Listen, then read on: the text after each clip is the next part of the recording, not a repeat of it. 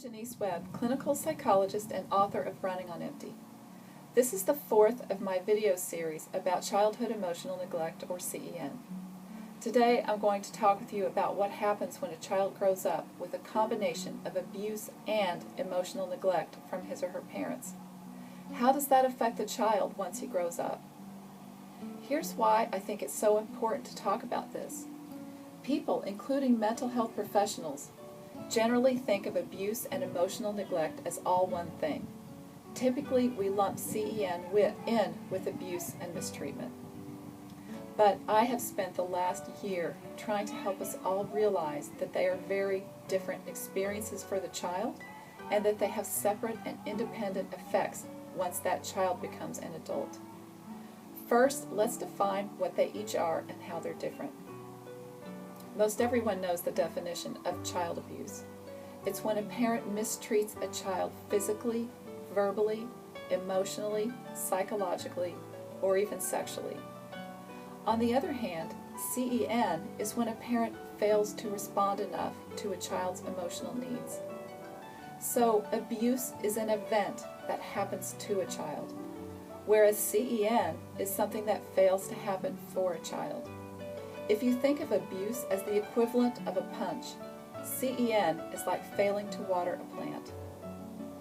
A child who experiences a verbal, emotional, or physical punch will be emotionally or physically bruised. In adulthood, she may have flashbacks or bad dreams of the abusive events. She may feel very anxious when she is exposed to anything that resembles the abusive experiences. She may have outbursts of anger at other people, low self-esteem, and difficulty trusting others. A child who grows up with CEN, or whose emotional needs are not validated or met, wilts emotionally, like an unwatered plant. The child loses access to his own emotions. As an adult, he may experience the world as bland and empty, as if in black and white instead of full color as others do.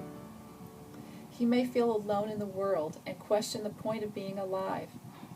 He may feel disconnected, unfulfilled, and put other people's needs before his own. His anger is not at other people, it's at himself. It's entirely possible to grow up with no childhood abuse or mistreatment and still experience severe CEN. But it's not possible to grow up with childhood abuse or mistreatment without CEN.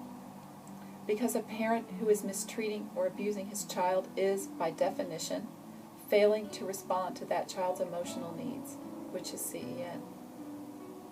So if you grew up being mistreated by your parents in any way, I am sorry that this happened to you, and I hope that you are working to heal from the effects of it in your adult life. I urge you to consider that you may be experiencing the effects of CEN as well. Knowledge is power. Self-understanding is healing.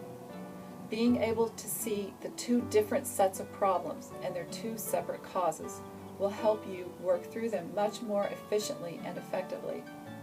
And it is possible to heal from CEN as it is from abuse.